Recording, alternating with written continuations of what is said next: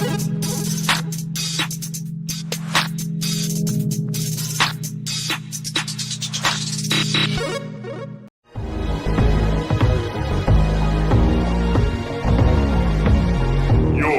to The Trade Gods.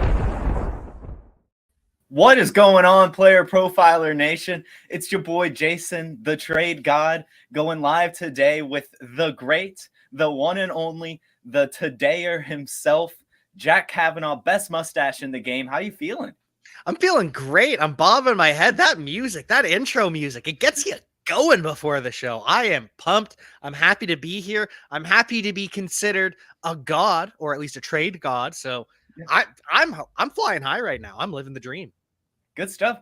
And I mean, you're on a double header. How often has that happened?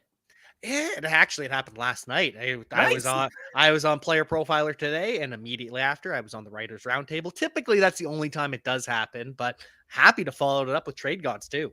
Yeah, good stuff. Glad you're here for the grind. We've got a great episode set up for today. You've got your buy and sell candidates, I'm sure, ready. We've got the classic Which Trades Fair, and we've got the comments. We've got our boy Nate here calling us late, and which is true. Yeah, a minute late. I mean, come on, Nate. We were also, I think, 3 minutes late to start our show, so you can't judge there. A little bit of projection there, perhaps, from the audience. But so let's do things as usual. Let's go ahead and get into Which Trades Fair. Which Trades Fair? Gonna be honest, a lot of these are not fair. Hey, you're spoiling, getting ahead of the game here. Here's trade one, and this is a 12-team standard scoring 2-quarterback league. Team A has given up, or is getting, Chris Olave and gave up the 4th overall pick in this year's draft. How does that make you feel?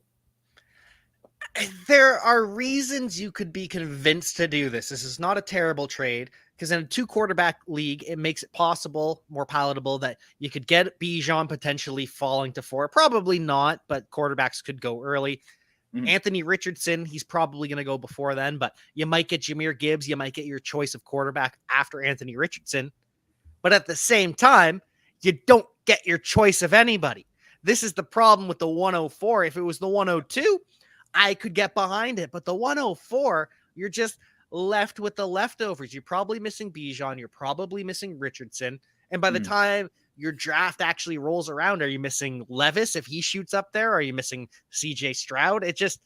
And who you're left, it just doesn't make sense to me. No, yeah, I think best case scenario, they're hoping to get Jackson Smith and Jigba here. But, if you waited until after the draft. Yeah, yeah, but, if you waited till after the draft, then you probably could have traded Chris Olave for Jackson Smith and Jigba plus. I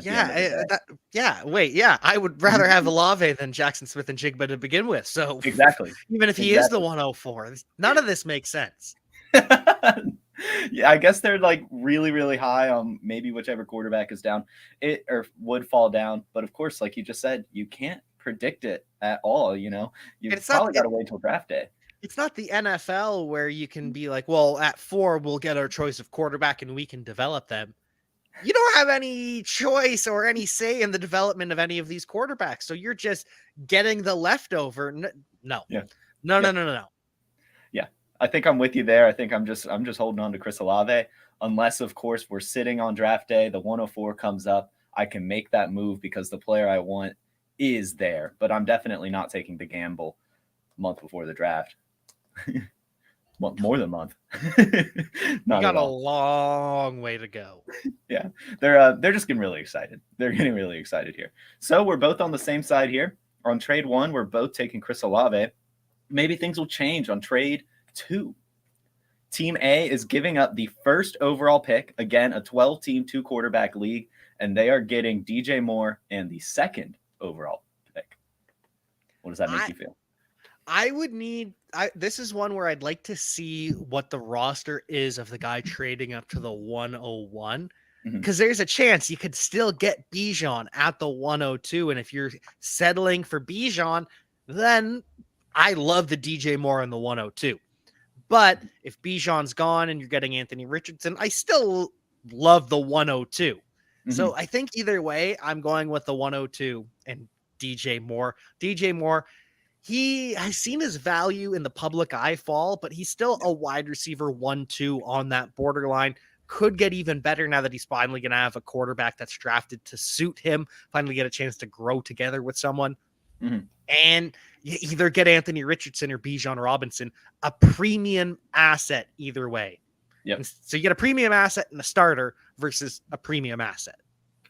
Yeah, no, I think that's a great way to break it down. Let's go a step further. Let's say that the team getting DJ Moore in the second round pick, that is Bijan. So they're giving up the 1 overall for DJ Moore and Bijan. How does that make you feel?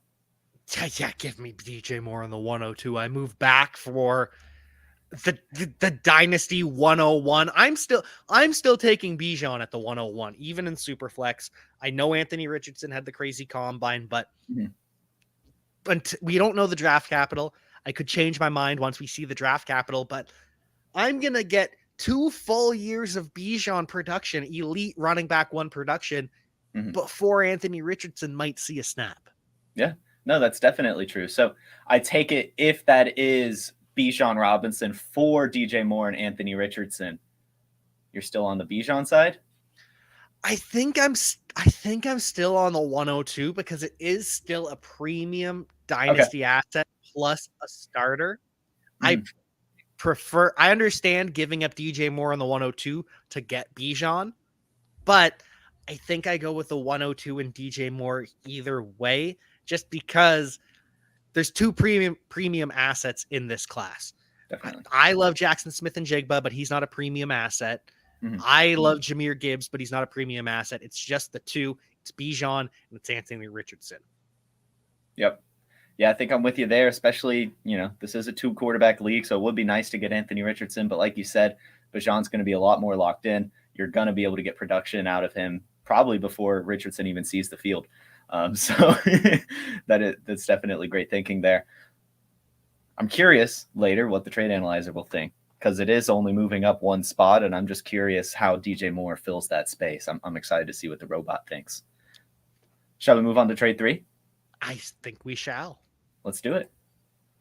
This one, and Maddie, the other trade god, the trade god himself, selects these trades every week, and he wanted to make sure he got a Lions player in there. So this is what it is. We've got Team A acquiring Amon-Ra St. Brown and a 3rd round pick in this year's draft. It is the 6th for Dameon Pierce and the number 10 in this year. What are your first thoughts? I am trying to sell Dameon Pierce everywhere. The only reason Dameon Pierce isn't my sell for this show is because I don't want to be too obvious here. I mean, everyone's selling Dameon Pierce. Right? There is a small collection of buyers that still think he's worth the 1st round pick, but no, he is not. He is absolutely not. And so if I can get, I believe Amon-Ra St. Brown is still our wide receiver 5 in Dynasty. He's wide receiver 6 at worst, I have to imagine. He is elite. Amon-Ra St. Brown is elite. He is going to be the wide receiver 1, even when Jameson Williams steps up. We'll talk about that later, though. But Amon-Ra St. Brown, you're getting a star, and it's going to cost you a 1st round pick, but Dameon Pierce versus a 3rd round pick. Yeah, I'd rather have Dameon Pierce, but by how much? This is a good running back class to just replace Dameon Pierce with this year's Isaiah Pacheco and see Dameon Pierce become this year's Michael Carter, who just doesn't matter. Yeah, we see it every year with running backs that have a pretty decent rookie season. They're replaced, especially ones that didn't command high draft capital by the team.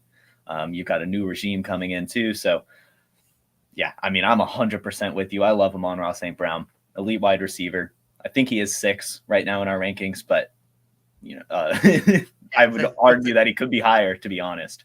The big 3, and then it's A.J. Brown in a tier by himself, and then it's Garrett Wilson and Amon-Ra St. Brown behind him. But you could convince me to take Amon-Ra over Garrett Wilson. I probably wouldn't because he's a year younger, but I think I'd do it. At least in far. Yeah, in PPR formats, I'd definitely do it. Well, it what happens when Aaron Rodgers lands with the Jets, though? Ooh, that's a great question. That's a great question. I guess we'll have to cross that bridge when we get there. But for now, Amon-Ra St. Brown, elite. Dameon Pierce, about to get replaced. Get out on him while you can. It's not my official sell because it's too obvious. Everyone knows you got to sell Dameon Pierce before it's too late. Yeah, you definitely do. Is there a rookie that could perhaps fall to the 110 that would make you scratch your head a little bit more?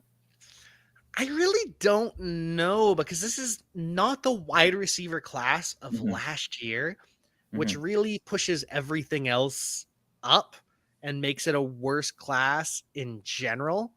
So at the 110, who are you getting at wide receiver? Is that where Jordan Addison's going to be off the board even? Yeah. Quentin Johnston's going to be off the board. Yeah.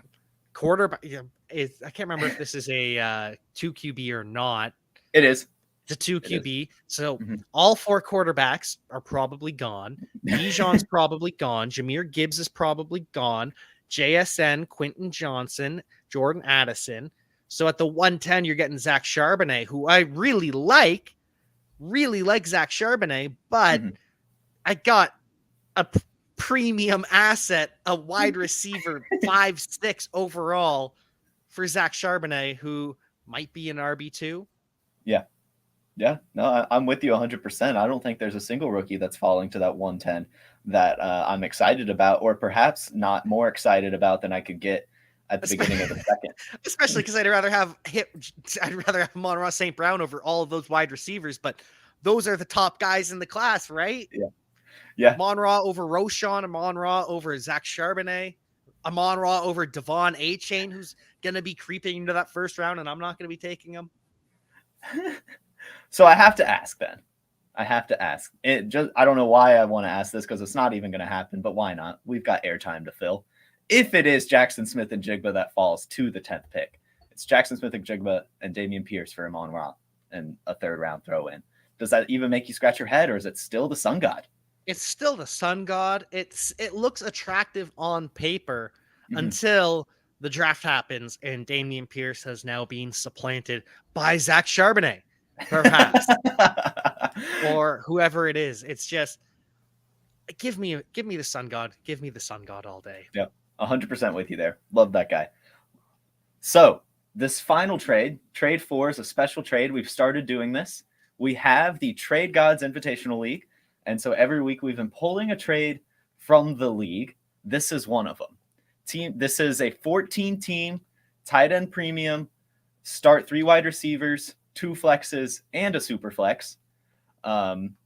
This is what has been acquired. Team A is acquiring Noah Gray, John Mechie, the 2023 108, and a 3rd round pick for Keenan Allen and Dalvin Cook. This is the one that really made me scratch my head because I understand it's tight end premium, and so that pushes Noah Gray up the board. But who the hell is starting Noah Gray ever? Never. Even when Travis Kelce retires, you're not starting Noah Gray. And then you get John Mechie, who I like. I'm rooting for. I'm a fan of John Mechie. Love the story. Hope he recovers. But we've never seen John Mechie take an NFL snap. We're hoping he can do anything close to Keenan Allen in the slot because he's a slot receiver, we have to remember. Yep. And then the 108, we're getting a non-premium player. We're getting Jackson Smith-Njigba or Quentin Johnston. Jackson Smith-Njigba's not going to fall that far, but there's a chance. I'm being optimistic, but still, we're hoping he can be Keenan Allen. The 3rd round pick in this class, as we've talked about with the weak wide receivers, it's going to make the 3rd round less valuable. And I know Dalvin Cook's not going to be with the Vikings, but he's still going to be a bell cow. So you get a bell cow and you get Keenan Allen, a PPR monster attached to Justin Herbert.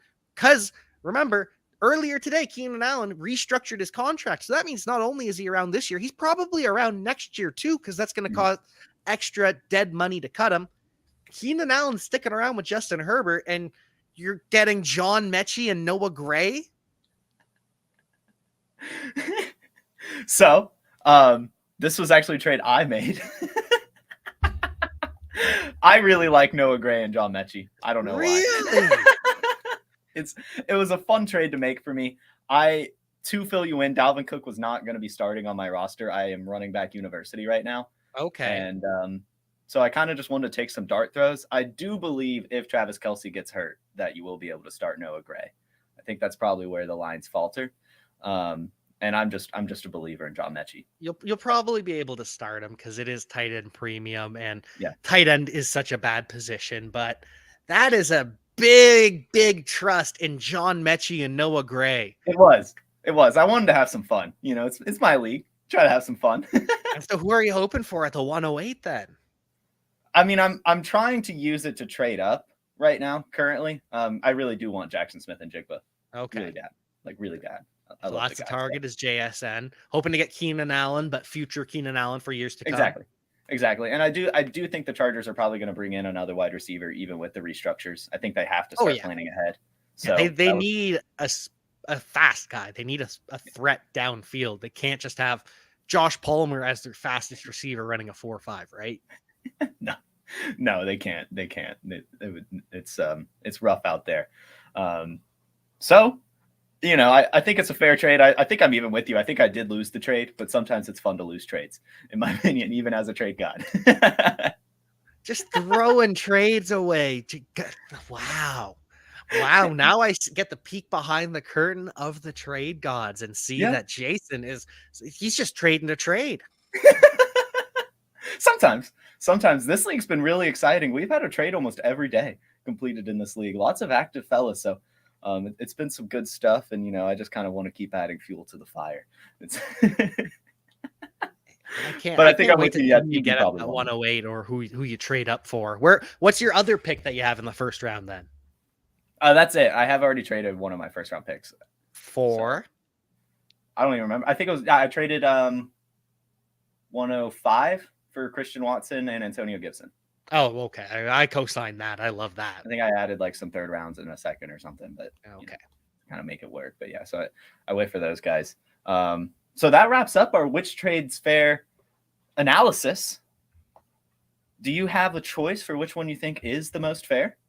The most fair trade, I would give probably to the DJ Moore and the 101 because I understand it. I understand for a lot of people, they're done with DJ Moore. As Nate said in the chat, this is DJ Moore's year, guys. I just know it.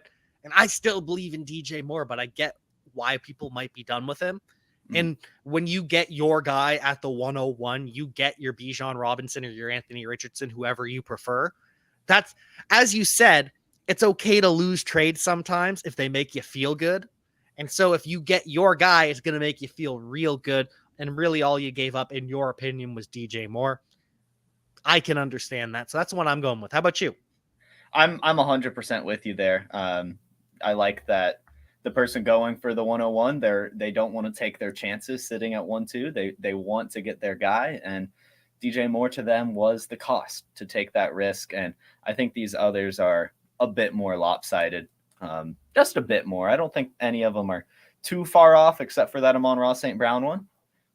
What do you think the computer thinks? What do you think our trade analyzer thinks?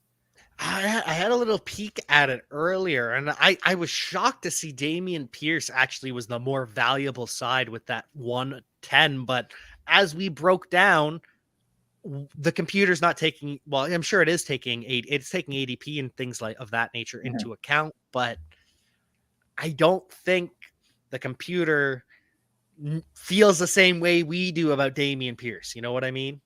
Definitely. No, they definitely expect at this point in the system probably that Dameon Pierce is starting again next season and seeing at least similar volume to what he saw this year and production, which carries his lifetime value. So trade 3 to the trade analyzer was the most fair. It gave the advantage to the Dameon Pierce side by 18.4 lifetime value points. And I mean, that's less than a 10% difference in this tool. So these are both scores in the 200s. So it's still a very, very close trade. Trade 1, it gave the advantage to Chris Olave, the Chris Olave side, by 27.9 lifetime value points. Makes sense. And just so everyone knows, we do factor in the roster spot. So that is a part of the equation. And trade 2, this actually was a blowout. This was surprising to me. It was a blowout for Team 2, getting DJ Moore and the 102. An absolute blowout, 139 lifetime value points. So over double, or actually almost exactly double what we have the 101 valued at 144 lifetime value points. And then trade 4, It did give the advantage to Team 2 by 36 lifetime value points. So about 20%, 20% in favor of the Keenan Allen, Dalvin Cook side. I can't believe you put on your own show a trade where you, according to the computer, lost, and then you didn't even warn me that I'd be disrespecting you. You set me up here. No, that's it. Last week we did it. We did a trade with Matty Kiwoom, and both me and Steve Rippey, our special guest, were like, "Oh, you know, you traded a stud for $5 $20 bills." Like really went into it, but you know, it's you're expecting these players that you're taking a chance on to hit, and if they don't hit, oh well. Dalvin Cook, Nate and I were talking just before on Player Profiler today. Dalvin Cook, we hate to say players are injury prone. That's not something we do. However, when it comes to shoulder injuries, there is history, there is evidence that more shoulder injuries will create more shoulder injuries, shoulder dislocations. Every time it happens, it gets more likely that you're going to have another one. And he finally got surgery on it, but even post-surgery, the outcomes aren't particularly great. And so usually with injury prone and with injuries, say you have an ACL and then you have a high ankle sprain, more carries and more injuries will create more injuries, but it's not as direct a line as these shoulder separations give us with Dalvin Cook. And so even though he got the surgery, I'm still worried about him, and I'm sure the Vikings are too. That's why they're looking to shop him. Yeah, definitely. But, you know, Dalvin Cook did have, what was it, like 150 something yards and 2 touchdowns in the shoulder sling 2 years ago. Oh, he's great. He's still got it, but you're playing with fire with Dalvin Cook, 28-year-old running back. I think he's 27 turning 28, but it's about right. At that age with those shoulder injuries, you're playing with fire. Definitely. And that's what makes fantasy football fun. Sometimes you just got to go after the guys you like and perhaps maybe sell a little lower on the players that you might not need to. But you can do it. That's, you know, it's your team. Do whatever you want, fellas. Do whatever you want.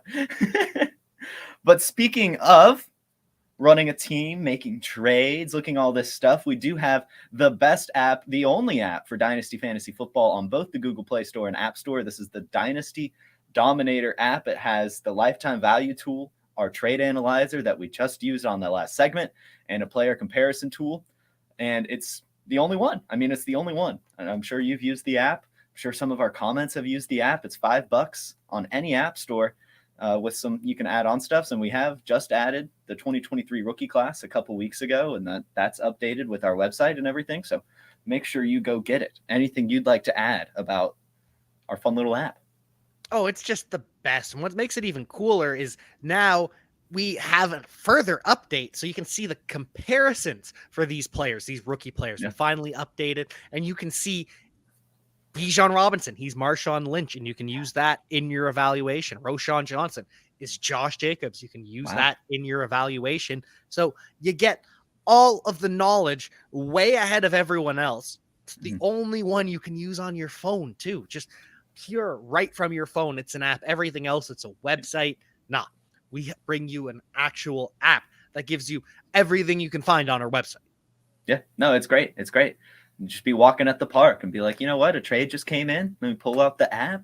You know, got that sleeper alert. Shout out sleeper, and everything you need right there in a cheap little app designed by our great design team. So go get that cheap little app. I mean, it's a pretty high quality app there, Jason. Well, cheap price, $4.99. Quality. There we go. I just wanted to make sure you're not calling it a cheap app. I mean, it is high quality. No, it's great. It looks fantastic too. It looks there great. The interface, it moves well. Everything. It's a great designed app, which is surprising that it's only $4.99. It's so cheap. There we go. Yes, it is cheap in price for what you get. Definitely. Well, it's time we move on to our buy and sell segment. It's time to buy and sell. And it's custom here that I am asked to choose if we're going to buy and sell, but our friend Matty Kiwoom, our great trade god, is not with us this evening, so he can't ask me. So I'm going to ask you, would you like to spend some money or make some money? Ooh, I would like to make some money, I think. All right, so you want to work on the sells? Yeah, let's go with the sells. Let's go with the sells here. Let's do it. You're selling Rhamondre Stevenson, and I'm selling Kenneth Walker. Ooh. Why are you selling Rhamondre Stevenson? So I'm selling Rhamondre Stevenson because currently he's the RB4, one slot behind Nick Chubb, Nick Chubb, he is reliable, he's steady, he's not spectacular, he's never going to be the RB1, but you can set your watch to Nick Chubb. But he's ahead of DeAndre Swift, which I just straight up don't get. He's ahead of Tony Pollard, which I can understand age-wise, and he's ahead of Derrick Henry, which I can also understand age-wise, but I'd much rather have Derrick Henry. Pollard is more explosive because you got to remember, this is the first time this millennia we have seen Bill Belichick use just one running back. It's the first time since Curtis Martin, I believe, that we've seen him just use one guy. And so it finally happens. And at the end of the season, he breaks down, his efficiency drops, and he's just not the same player. And then we get to the Shrine Bowl, which the Patriots are coaching, and they get to choose the players that they coach. Or at least it's a negotiation. You get to decide with the other coaches. Okay, well, we want these guys. You can have these guys. But no, they had just a straight agreement in the running back section. Falcons actually wanted all the bruisers, and the Patriots wanted all the pass catchers. So if Rhamondre Stevenson, if he goes into a committee, it could be worse because we've seen him in a committee with Damian Harris, and he still outperformed him. But if he goes into a committee with a pass catching back, then all the value's gone because now he just becomes a touchdown dependent plotter. Not a plotter, but a between the tackles grinder, touchdown dependent between the tackles grinder who's going to catch a couple passes. Yeah, no, I'm with you there. The fact that they are looking for a pass catching running back, a satellite back at the Shrine Bowl is concerning. I mean, you would have thought that they kind of had him, but I mean, he does run a slow 40, even if he does look quicker than he does on the field.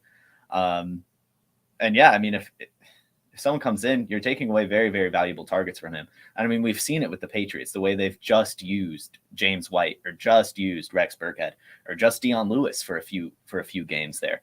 They have a certified pass catcher, and that's just what they do in the offense. And 100% Bill Belichick wants to bring in another guy like that. He loves Rhamondre Stevenson. He does. He talks about him. I've seen him smile talking about him. You don't see that man smile often.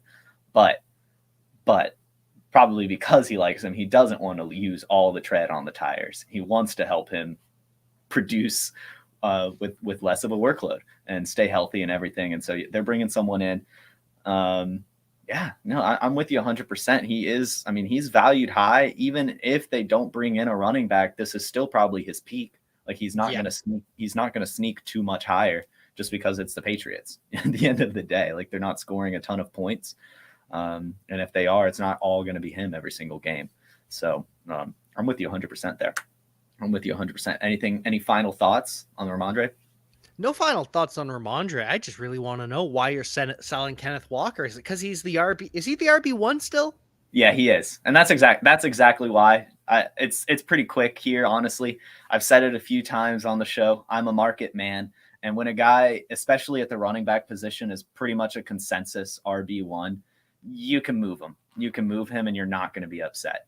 You can go get DeAndre Swift plus. You can go get Breece Hall plus. You can maybe get Bijan Robinson plus, maybe.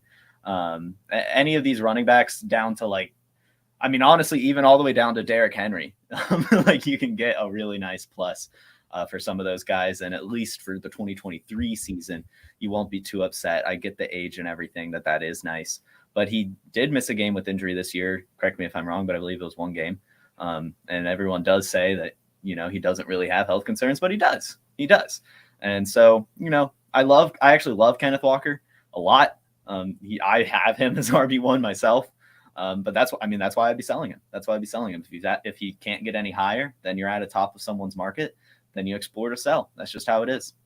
Yeah, and selling doesn't mean we're aggressively getting rid of them either. It's right. We're ready. This is the time to get out, and we'll continue to monitor. And as things change and as they adapt, we'll be more aggressive with our selling. But for now, it's just, hey, if you want to pay the RB1 and Dynasty price for Kenneth Walker, I'll take it. I will snap that up. Same with me and Rhamondre Stevenson. I'm not aggressively shopping him, but I will take him. Corey Dillon, that's who we're going. Curtis Martin, that's the Jets running back. Yeah, and maybe Lawrence Maroney. Maybe I can't remember if there was someone else with him, but still, we're going far back here. Kevin Falk was the pass catching back. Yeah, you're right. So yeah, it's you've got to go far back, and historical analysis is important with Rhamondre. And Kenneth Walker. There was, I think, the last running back to repeat as RB1. Well, I guess he won't repeat as RB1, so I can't even say that. But yeah, I mean, like Larry Johnson was like the last one. So if you can get, like you said, RB1 value for the RB1, do it. RB is a running back is a position that is easily turnable, and you're not really going to be too upset in the difference between 19 points a game and like 17 points a game at the position. Are you ready to buy? Oh, I'm ready to buy. And it's interesting. You say you do want to spend money or make money. I still think I'm making money with my buy candidate. Yeah. At least, you're making money in fantasy leagues with both of these guys. You're buying Jahan Dotson. I'm buying Justin Herbert. Why are you buying Jahan Dotson? Well, right now he's the wide receiver 31. You can get him for a late first in 2023, which we've talked about. Who's going to be available that's better than Jahan Dotson at that point? A little bit different in Superflex, but in non-Superflex, the quarterbacks are going later and they're less premium value. So really, who are you getting with that late first that's better than Jahan Dotson? But what especially has me interested in Jahan Dotson is the Bulletproof Bean Counter, DFBB Bean Counter on Twitter. He was showing the ADPs just in a whole chart recently. Mm-hmm. And what stood out to me is he's going around behind George Pickens, a round and a half behind Treylon Burks, and 2 full rounds behind Christian Watson and Jameson Williams. Wow. Is there really that big of a difference between these wide receivers? Especially because I don't think people have been paying enough attention to what Cody has to say, what we report here at Player Profiler, because if they paid attention, they would see that Curtis Samuel is number 3 in cap hit for the Washington Commanders, and they have money to spend, but they also need to spend a lot. They need to revamp that offensive line completely. Mm-hmm. So when you can save $10 million to cut Curtis Samuel, your wide receiver 3, and now you have Jahan Dotson stepping into that wide receiver 2 role fully, Logan Thomas could be on his way out too. Jahan Dotson is going to just continue to pump up in fantasy. Harry Snowman, who doesn't pay attention to what Cody has to say, you'd be surprised. Anyone that cares about getting informative information is listening to Cody, but not everyone wants the best. Some people are just willing to do what they've always done. Jahan Dotson's going 2 rounds behind them because Jahan Dotson's worse than them. He's worse than them, but 2 full rounds worse than Jameson Williams? No. Yeah. I put it at maybe like 1 round, maybe, but even then that's kind of pushing it. I mean, we're still talking about a young athlete. We're talking about an offense that's probably taking a step forward with Eric Benini coming to town, and hopefully better usage of Antonio Gibson will help the offense move forward a little better. And Sam Howell looked pretty good in his starts. So, I love the buy. I think it's great. I think he's really, really decent value, and he definitely has more potential to grow in terms of value. 100%. And weren't there some rumors about Terry McLaurin being shopped or something too? That's not going to happen. They're rumors. Purely rumor. Right? Yeah, it's Logan Thomas moving on, and it's Curtis Samuel moving on. And the fact that now it's just a consolidated target share between Scary Terry and Jahan Dotson. Just those two, they're going to be the pass catchers. Consolidate it down. I know it's no Tyreek Hill and Travis Kelce, but in terms of target share, could be in that same ballpark. No, I mean, that's a really solid wide receiver core. I like that a lot. And I mean, that's going to be tons of volume to go around. I like that a lot. That's a really good buy. Thank you for coming to Trade Gods with good buys and good sells.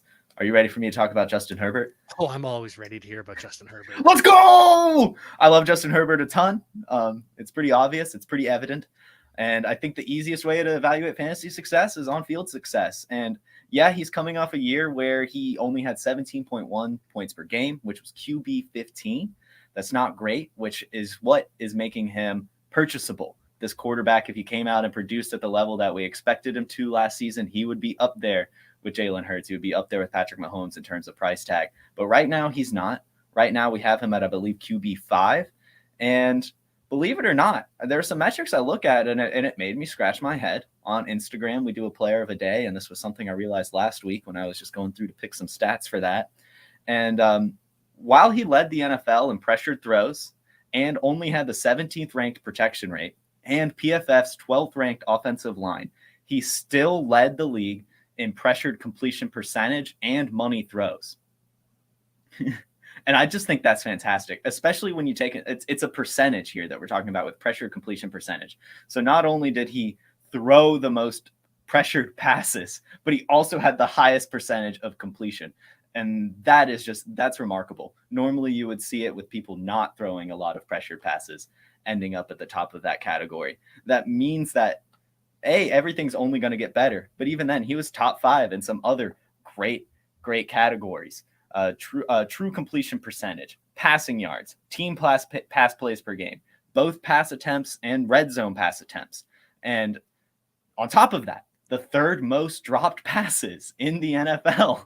Like, everything here is just screaming that it is only going to get better. We talked a little earlier when we broke down the Keenan Allen trade. We think they're bringing in another wide receiver. They absolutely should. They have the capital now after restructuring to work on the offensive line even more. This offense is going to get better. I'm all in on Justin Herbert. I'm all in on Justin Herbert, even with the expensive price tag and both just single quarterback and super flex. What about you? Well, there's a couple things here that you didn't actually mention that I'm surprised. Number one, he did all those crazy cool top 5 number 1 metrics with a completely shattered rib cage. Remember that? Yeah. He couldn't breathe for what, 4 weeks because he had just completely destroyed his rib cage. So that's number one thing that I'd like to point out. And these are 3 reasons why I think he's going to be immediately better this year than he was last year. Number 2, Rashawn Slater is back. He gets a all-pro. I think he was a Pro Bowler, but he has all-pro talent. Left tackle just returning. And the left tackle that stepped in, Jamari Salyer, he was great. He was probably the best offensive lineman outside of Corey Linsley after Rashawn Slater went down. But they've got a hole at right tackle. Flip sides with Jamari Salyer. He's a young player. It'll work.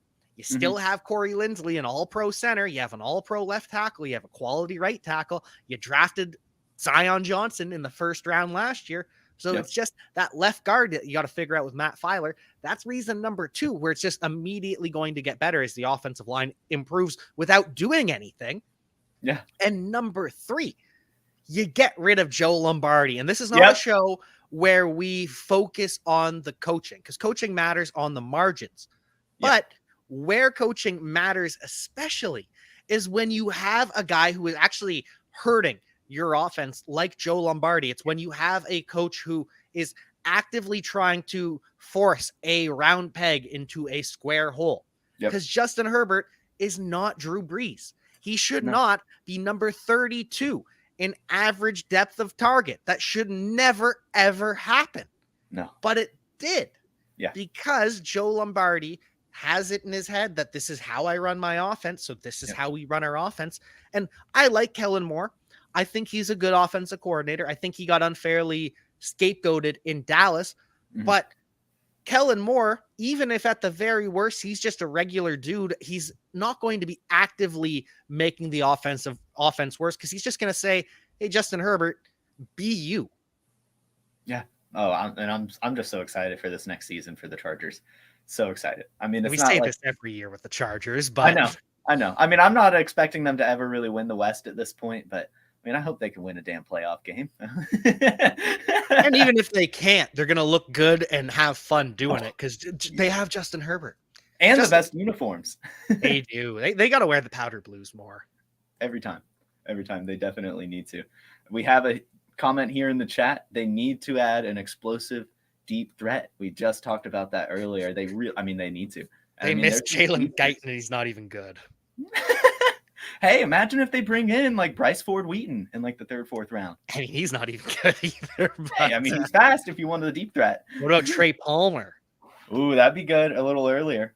Slightly round earlier. 3 for Trey Palmer. I know. They need to bring in someone. I hope it's a rookie too. They need to get someone young. You Stop bringing in these vets. Stop doing that. Deshaun Jackson for a game. He'll catch a 50-yard TD. Yeah, hey. And then leave with a hamstring. But hey, it'll help for a play or two. Hey, I mean, you can't complain about a touchdown. A touchdown. All right. Well, those are our buy and sell candidates. I did see a trade question here in the chat. Let's find it. Here it is. The Hairy Snowman asks, and this isn't even a trade for him. I actually got this Discord message from Country on Discord. If you've seen him, this is actually just a single quarterback league. So I do think that's important to mention since there is a quarterback in this trade. So Drake London, Isaiah Pacheco, the 2023 106, and a 2024 first for Trevor Lawrence, Metcalf, and the 2023 1-2. Because this is single quarterback, I want the London Pacheco 24 first and 1-6 side. If it was a super flex, I would want the Trevor Lawrence side. But in one QB leagues, I don't care about quarterback that much because I can gamble and still get a consistent guy like Derek Carr or Kirk Cousins for cheap. Metcalf, I'd rather have than London, but for how long? Isaiah Pacheco and the 1-6 and the 2024 first. Is it worth more than the 1-2 with Jahmyr Gibbs? It's close, but probably.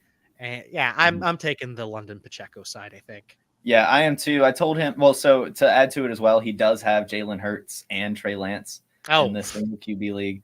So the slam dunk. You're not missing Trevor Lawrence at all then. No, you're not missing him at all. So I think I'm with you there. I did suggest that, maybe he tries to keep Metcalf in the 1-2. Like if the guy is interested in Trevor Lawrence, just try to trade Trevor Lawrence because it does suck to throw in those players and that draft capital.